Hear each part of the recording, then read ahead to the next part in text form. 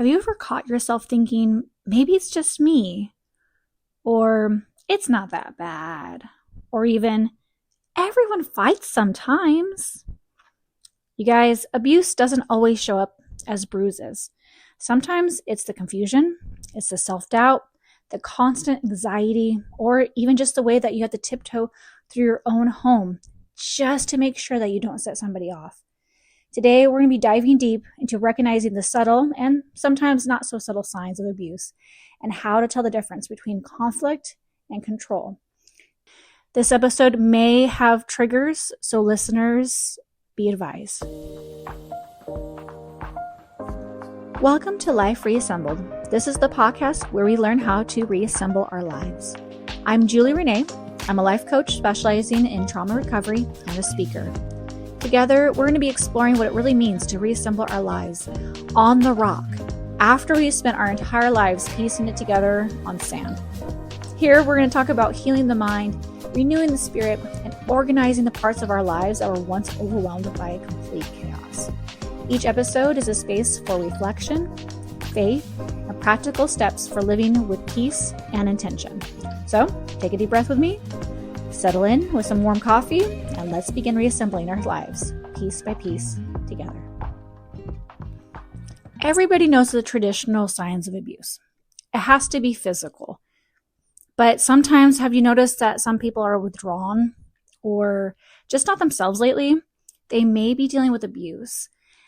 Or in my case, I was acting like a completely different person because my brain chemicals made me into a different person in order to survive what I was going through. So let's go past the stereotypes, because a lot of people picture the physical harm.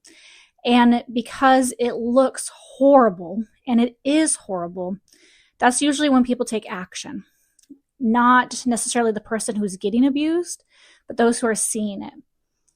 And it's sad because people don't understand the reality of how damaging it is to also be mentally abused, sexually abused, or any things that are just more kind of hidden on the surface level to a degree. And so we have to be aware that every sort of abuse, every type, little, small, one time, it's all bad. And we have to remember, too, that being physically abused doesn't just take away not being mentally abused. When you're being physically abused, your brain reacts to that. It emotionally and mentally does something to you as well. So even though I'm not saying it together in this context, I just want to put in a disclaimer right here that physical abuse is also mental abuse. But sometimes people don't do the mental abuse on purpose. They're just doing the physical, but they're not realizing the emotional damage that is also being done. And so I want to help those who may not understand that they are in an abusive relationship. I pray that you're not. But if you're questioning it in any way, let's kind of dive into if you are and how you can get help. So, abuse is really about power and control. So sometimes it's not just physical acts, but it's about trying to be in control of the situation. And there is a time and place where that is a necessity if you're saving somebody's life. If you see somebody crossing the street and there's a car coming, you do need to take control of the situation and take power over that person and lead them to safety. But the goal in doing that obviously is to protect the person. An abuse situation is to have power and control to hurt the other person and put them in their place, so to speak. And that's never a good alternative for even the person who is being the abuser. So emotional abuse is a constant criticism. It includes gaslighting, manipulation, humiliation, and other sorts of detrimental attacks. Psychological abuse is a lot of threatening, blame shifting, fear tactics, blackmailing. Financial abuse is control over the money, over their work, and over their resources or tools. Spiritual abuse is twisting the faith to dominate or to shame or to confuse to get them to have, again, the power and control. Isolation is slowly cutting somebody off from access to friends, family, or outside influence. And all of this will be done very slowly. It'll be done in a very clever way. And there will be excuses and reasons behind it to make you think like, oh, this is a good idea. Oh, there is nowhere else to go. And they might even position it where, in my case, I was the one looking for housing, but the standards of the housing that I was looking for were so lopsided. There's no way to actually have a place from the requirements that he was setting in order for us to live near my daughter. And we ended up moving an hour and a half away from my family and my daughter, that I would have to not only court ordered, of course, which obviously would have been detrimental if I missed a day for some reason or couldn't reschedule, but I obviously wanted to see her as well. So this was very difficult, and that was just one of the tactics. I experienced all of these things. It is very common for a lot of people to experience all these things, especially for a long period of time. And for those who've never been in that situation in any way, it's very difficult to understand why people stay in an abusive relationship. You have to understand what the abuser has done to their brain, even if it's just physical. And let's say they're not doing anything, they're not saying anything, they're not doing anything else, and it's just physical, let's just say. That still messes with your brain. So even though it's physically hurting you, it messes with your brain. And it opens these doors to these really dark thoughts of you deserve it, I need to earn their love, or whatever the case may be. And so you try your best to hide it, or the abuser is physically hurting them in areas that's kind of hard to tell on the outside. You know, they're not obvious. It's not on the face or on the forearms or things like that. It's in places that are harder to show. There's always ways about how a person tries to manipulate the situation. And sometimes they can get very creative, and it's very sad. So my goal is to hopefully help prevent the abuse from happening in the first place. And it's better to leave the first signs. Don't make excuses. There are so many people, and myself included, who get the red flag after red flag after red flag after red flag, and you still end up marrying them for some reason. And you don't realize what your brain is doing to cope with it and the excuses that you make. So I'm not blaming you. I'm not shaming you. I love you, and I want to help you get out. And if you are in an abusive relationship, let's get you out of there in a safe way. And it's okay. You are deserving of love. You are better than you think you are. I love you, even though I don't know you. I do know you to a degree. I have been there. I have felt that pain, and I know what it's like to surrender to something that you really don't want to surrender to. You're trying to earn something that wasn't yours to earn in the first place. We'll talk about that here a little bit.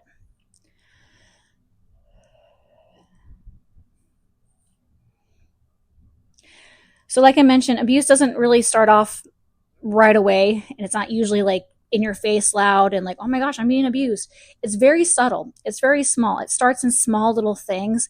That's why it's easy to kind of overwrite them, but it's slow and consistent. And these are this is probably like one of the first red flags we should be aware of. An offhanded comment, a subtle guilt trip, a little control here, a little control there. And suddenly there's a point in your relationship, you're like questioning your sanity. I was half thinking at one point to put myself into a mental institution because my thoughts were so out of this world. And I had to like really get a firm grip because I knew that if I went to a mental institution, I would lose my daughter at that time. I didn't have my other one, my son. And so I was like, no, I cannot do that. I cannot lose her. And so I did everything I could to get my mental state to a place where I could accept what I was going through and still find a way to be happy. And then that made me turn insane. And I lost my daughter anyway. But I never went to a mental institution. And the reason I don't suggest that if you don't need to go is because they will put you on drugs faster than you can sign your name to the paper. And it is very difficult for you to get out. You have to go through all their hoops, and there's a lot of rules or a lot of restrictions. Now, I do appreciate that there's these institutions for people who definitely need it. For those who are self-harming or are going to hurt somebody else, it's like a good way to get into a good timeout. And the reason why I didn't go is because I just wanted to escape what I was going through and kind of get a chance for my head to get clear. And I thought if I went to a mental institution, he couldn't touch me in there, which is true. I don't think he's allowed to visit me while I was in there. But see, that wasn't the right reason to go. So there's a lot of, you have to, and it's hard when you're going through this to decide if that's a safe place or not. There are shelters, a lot of locations. I can't think of any major city that doesn't have a shelter to take you in. And there you will be protected if you need to go. But we'll get into that a little bit later. With every step, I'm like, ooh, get yourself out, get yourself out, get yourself out. All right, so let's talk about the cycle of abuse. It's usually a very specific pattern. And if you're paying attention to it, you'll know and kind of read it. And those who are surviving abusive relationships, especially if you've been in there for a long time, you'll see the pattern and you'll be prepared for it. And it is so mentally exhausting. So if you're preparing mentally all the time for how they're going to come into the door, what they're going to do, what they're going to say, how they're going to react, what's going to go on here, and you're mentally constantly in that mode and you're exhausted just trying to plan your life around their feelings, then you're most likely in an abusive relationship. Tension, building phase, walking on eggshells, trying to keep peace. Incident, outburst, threat, or harm. Reconciliation, apology, excuses, promises. Those are the worst ones because especially the first couple of times, you really believe them. They get better at it. With all of this, they get better at it. They get better at pretending to be the person that you think that they're going to be. They get better at becoming this entity of this persona that you have dreamed of, that you desired, and they get to know you so personally and so intimately that they use that against you 110%. And it's so devastating because you're almost hopeful all the time for this relationship. And then you go through this calm phase, temporary peace, and then it resets again into the cycle. Now, some of that could change depending on who it is. I got a lot of, I knew, and I'm not going to go into detail, but I knew when the anger was coming and when the groveling would be there. Now, of course, he wouldn't word it as groveling, but that's what it was. And I'm sorry, it's pathetic. This cycle is convincing us every single time that, oh, things are going to get better. And it's going to get quiet now because there's that time of peace and you're kind of getting along. Maybe you feel comfortable making a joke or two, or they actually smile at you or kiss you for no reason. And it's just like that dopamine hit that you've been striving for, like you've been working for this entire time, and you finally get it. And when I left, I was doing a lot of research. I had to pause a lot of times, which you might be in the situation too, where you're like, oh my gosh, you're using a lot of words that are triggering. And I understand this completely because I had to go through a lot of healing. And during my journey, I had to pause a lot of podcasts because it would just be like, oh my gosh, that's what it was. Oh my gosh, that's what it was. And it was hard to swallow these concepts. And one of the things that I learned through this process, which is crazy, but it's like for those who are addicted to gambling and they're at the slot machines and they put the quarter in, and then they keep trying and they keep trying and they keep trying.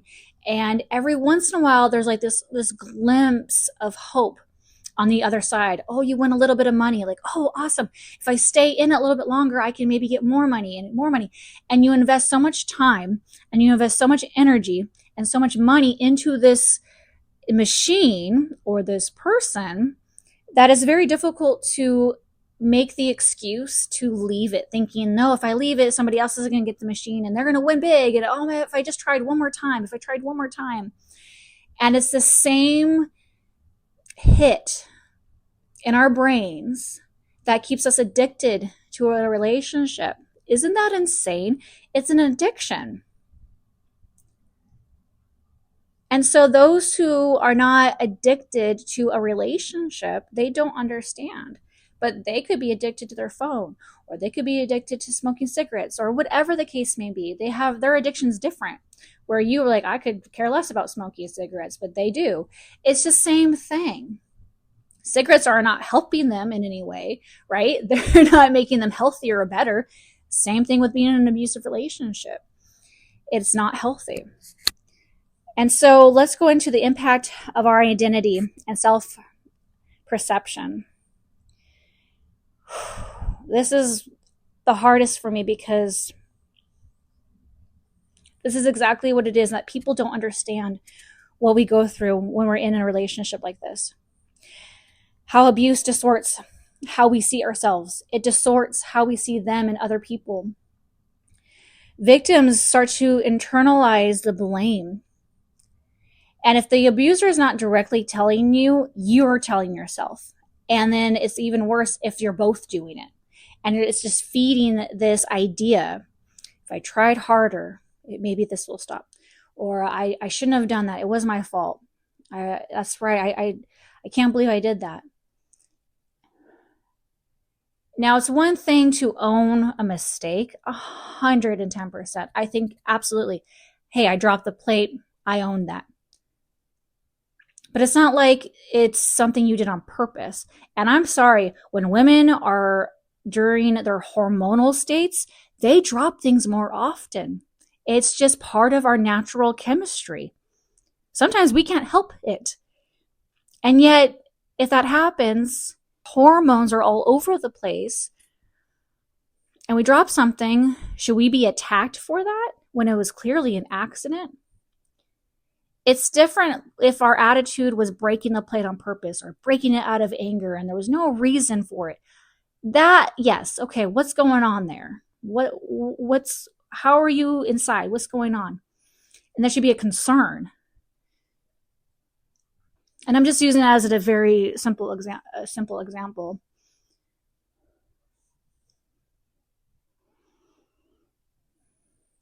Gaslighting creates deep confusion between truth and manipulation. Over time, your nervous system learns how to live in fear. And your cortisol levels are spiked. And if you're in the relationship for too long, your levels are off the charts and they will start not functioning correctly.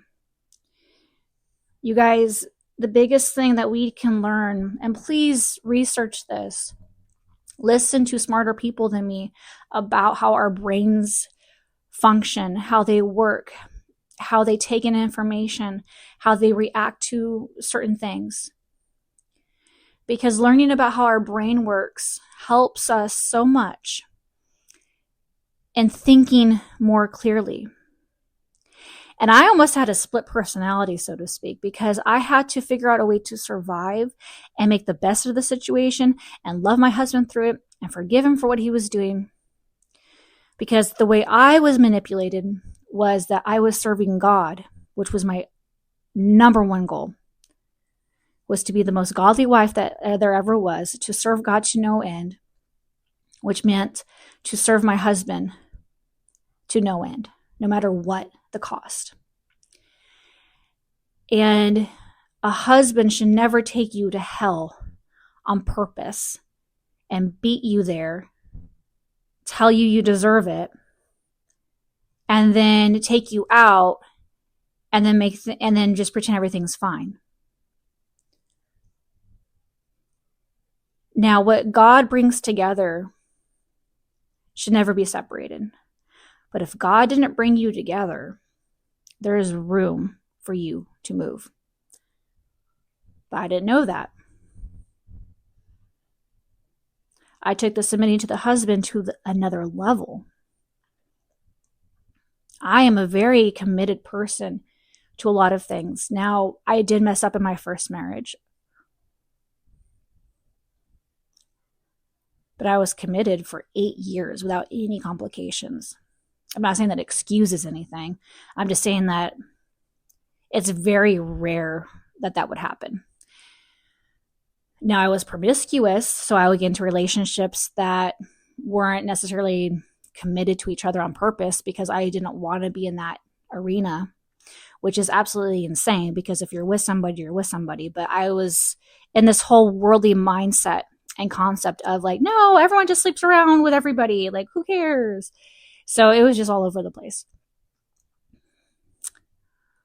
And so I don't know where you're at in your relationship, what's going on, and what they're using, but you are aware of it. So I knew what mine was. And because I knew what mine was, it made it that much more harder to leave without knowing the full truth. And I was seeking it though. And I wasn't seeking a truth to get out of the relationship. Once we were married, especially, and right before we got married and I recommitted everything to him, my goal was to go to the ends of the earth for this man, no matter the cost. And I didn't realize why, I didn't understand why these things were happening to someone who supposedly said that they loved me. So that was very confusing. What they were doing and then having me included in it, I'm not quite sure if it was just almost like, hey, if you're with me, then it's okay. Almost like an excuse to do it. Like, oh, hey, my wife agrees with me, and so everything's okay in that realm. It's not like a hidden secret. I don't know, because there's just certain things that were hidden, but then when they were brought to light, it was like, nope, you have to get over it, and you have to come in agreement with it. And then guess what? I'm going to keep throwing it back in your face as much as I possibly can. And you're going to have to just figure out a way to get over it. So guess what? I did figure out a way to get over it. I had to in order to get up in the next morning and take care of my newborn. I had to in order to go see my daughter who is waiting for me. I did it for my kids, and thank God I had them, because otherwise I might not be here on this podcast today.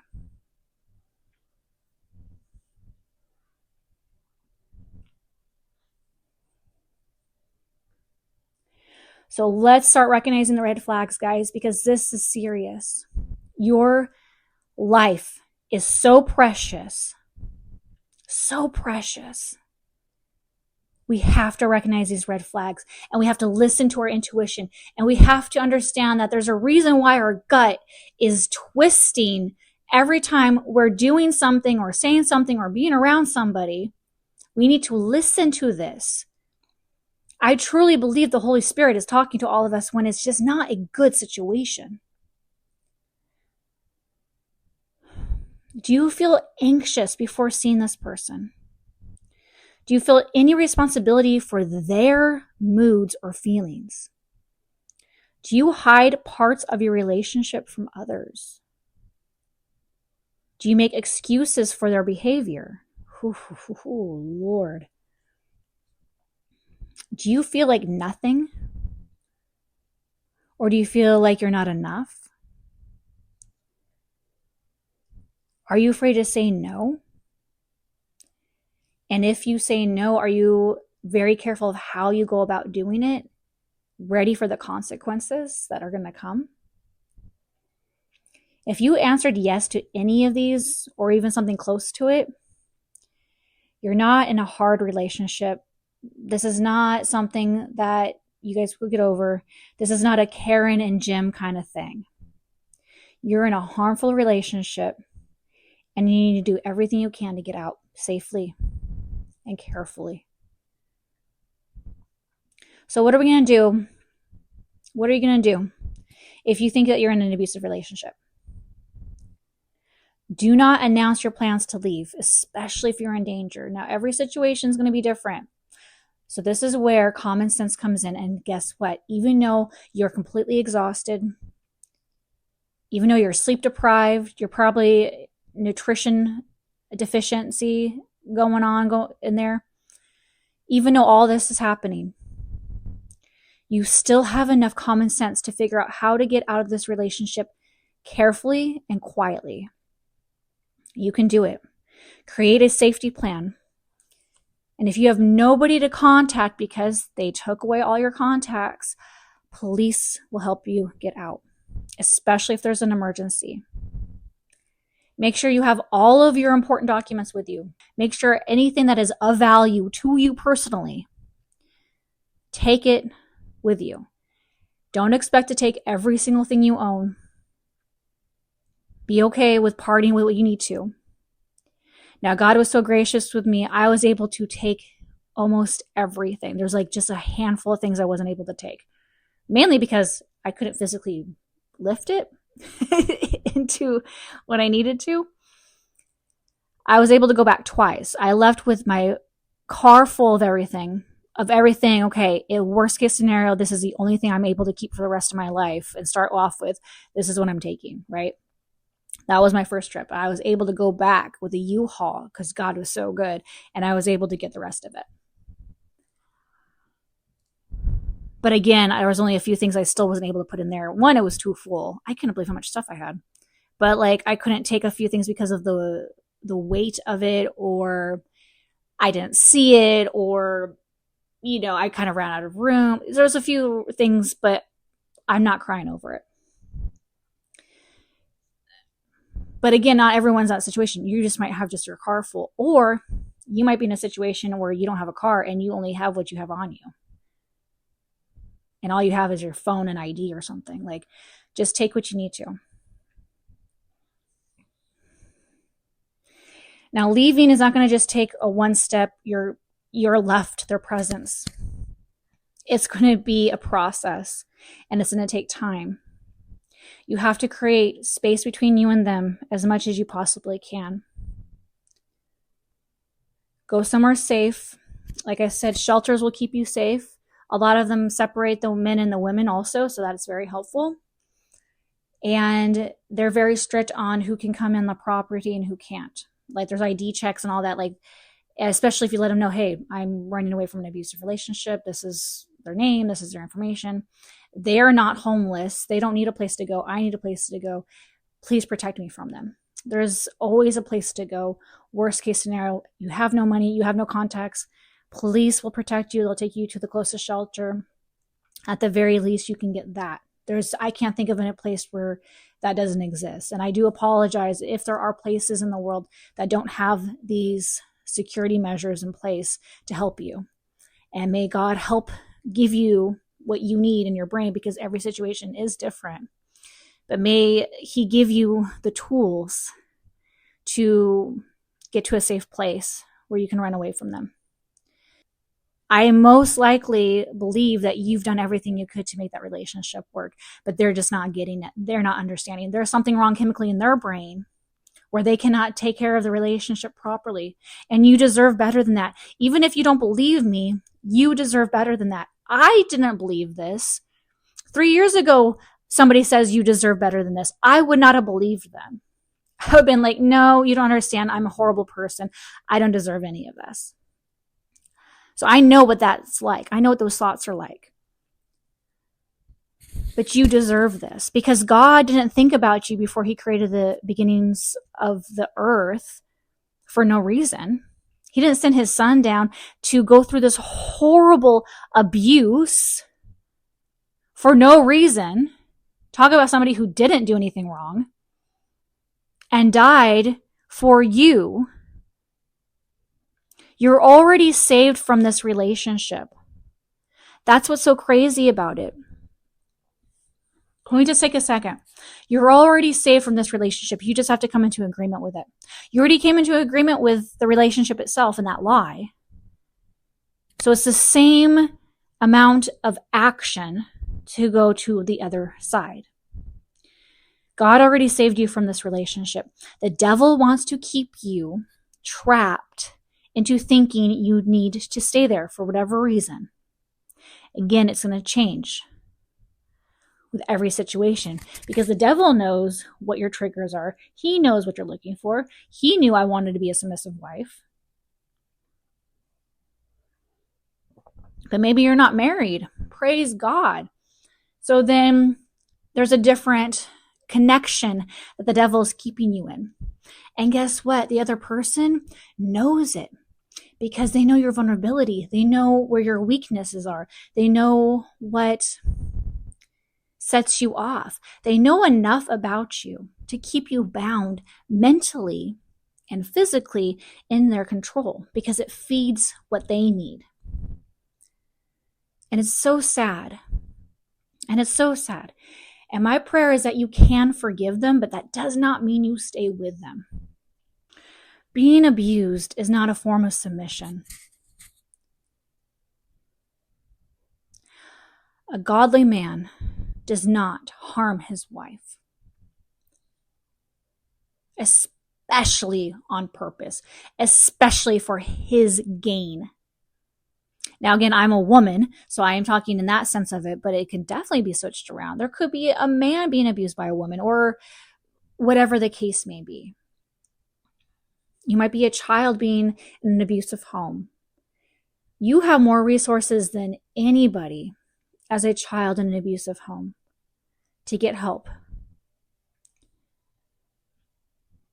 And you do not deserve that. You are better than that. And your soul is so precious that Jesus loved you so much that he died on the cross for you. So you didn't have to be a part of that situation. And I understand that some people are in the situation by accident. Some people are born into the situation. Some people didn't realize. Maybe there was no red flags beforehand. But if you sense or you're questioning or there's just that uncomfortability, and we went over all the signs, there is a way out. You don't have to stay there. You are not crazy. You are not imagining things. You're not too sensitive. You are not the problem. The abuse is the problem. And this person using abuse to control you in any form is the problem. Abuse thrives in confusion. It needs you to be out of sorts. Because when you're confused, you get drained. And when you get tired, you stay. And you go to what's familiar. And it's an addiction for both parties. The person abusing you and the person being abused.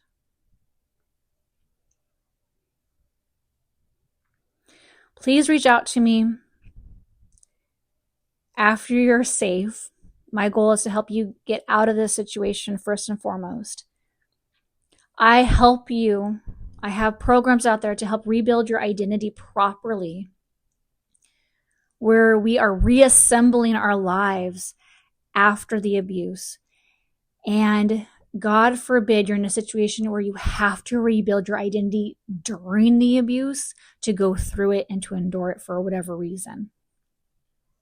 However, if you're in that situation, may God be with you. I will help you where I can, but I'm always going to encourage you to get out. Because there's a time and a place where enough is enough. And if they're not going to stop, because that's not going to be their MO, they're going to keep going and they're going to keep going at it harder. And guess what, guys? There's layers to evil. And it just gets worse. It just gets worse. I have left this man more than once. And you're like, wait a minute, Julie, you said you were committed. Remember I went through a period of time where I wasn't. But I tried. But then something so grotesque would happen. These things would go on. I'm like, I just cannot mentally handle this relationship anymore. and I would leave, and there would be the false apology. Not even the words I'm sorry would even come out. The groveling would happen, and I would feel sorry for him.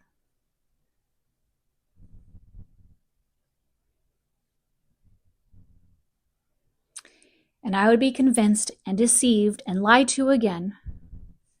And it would start off nice and calm. But every single time at the very beginning of the cycle, I would be so like, what's going to happen? What's going on? I'm waiting for it to happen again. I'm just waiting for it. And I'm looking for it. And I'm just waiting for him to go back to his old self. And then I'm preparing myself. How am I going to handle this again? How am I going to prepare myself for this? Isn't that crazy? Yes, the answer is yes, Julie. You were crazy. I know. I agree with you. I was crazy. I was absolutely crazy.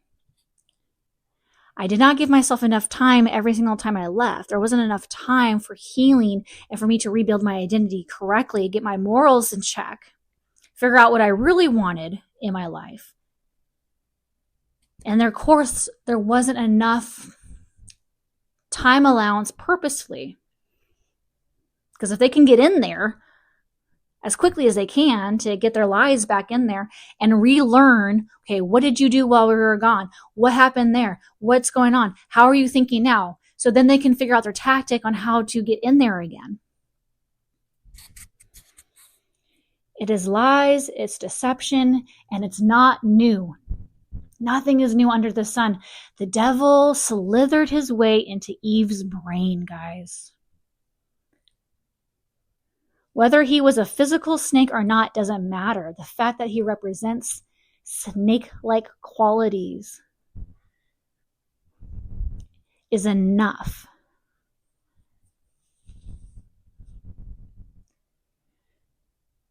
In the links below, I'm going to leave a domestic violence hotline. The first questions they ask you straight away is, are you in a safe place? Because they want to make sure if you're not, to help you get out as quickly as possible. If you guys are interested in reassembling your identity after abuse, go to my website. I have a free identity blueprint. You don't have to give me an email or anything. It's on there for you guys, purposely just to help. And it's a huge, great resource. It took a while to put together, and I'm very proud of how it turned out. And it really helps. You kind of reassemble, like, okay, why, where, what, how, all these things in a very safe place, because it's just you and God. And guess what, guys? God already forgave you. You don't have to keep beating yourself up over things that you did or allowed or said. Come to God for it. Repent of what you need to repent of course.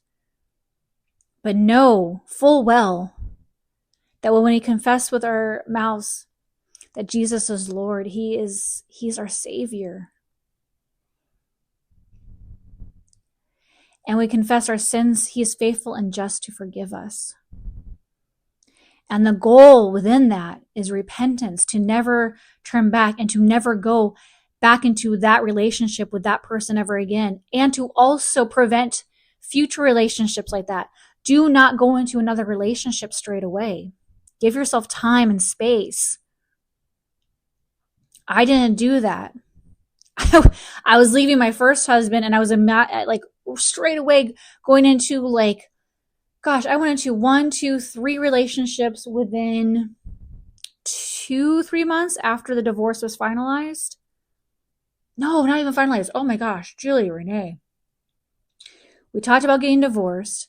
Straight away, within 2 months, I was in 3 different kinds of relationships.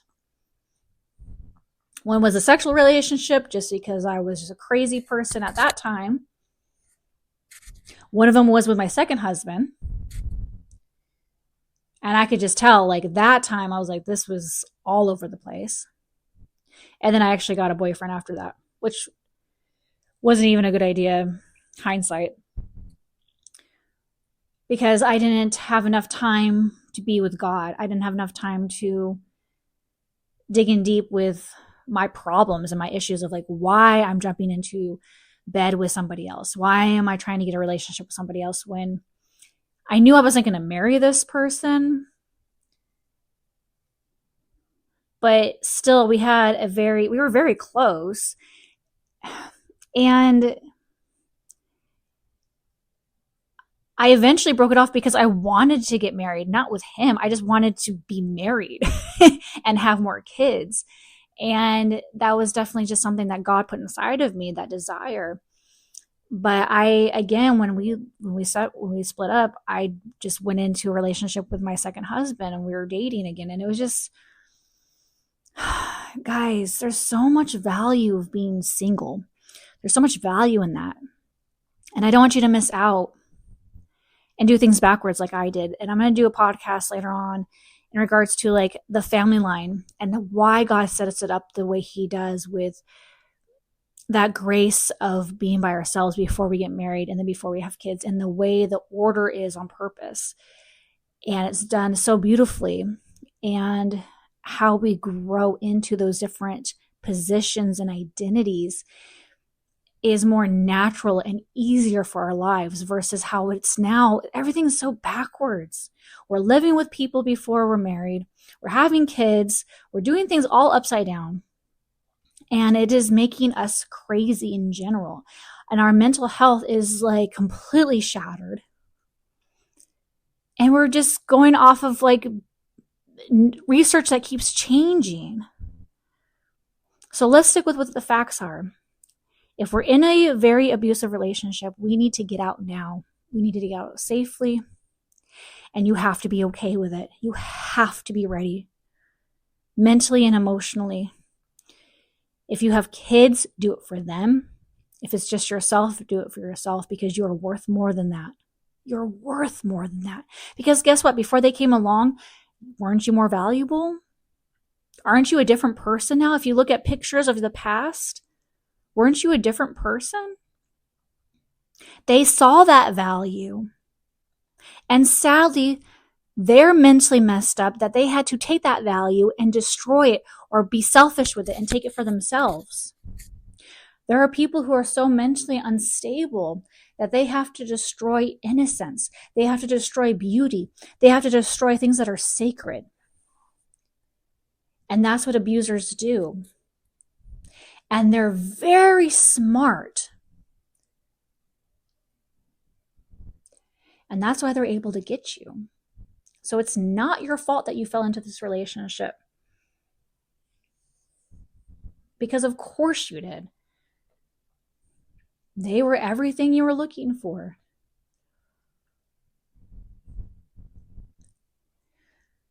Be aware of the red flags before you get into a relationship. Be okay to say no when they get in the car and you don't feel comfortable with that.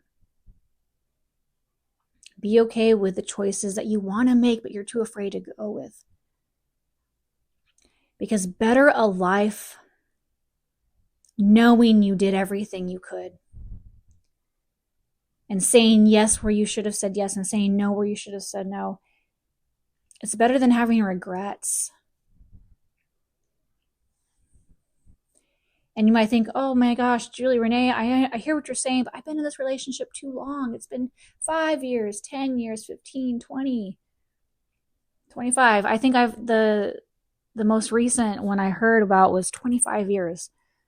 25 years of being mentally abused. That's hard to accept getting out of that relationship. And there could be definitely fear behind that. The spirit of fear was keeping me in that relationship. It wasn't until God removed the spirit of fear out of me that I was able to actually get out. I didn't even realize I had the spirit of fear in me. But it makes sense, because it is a fear tactic of some sort to keep you in place, to keep you in this cage that opens up if you just walk through it. It's an illusion.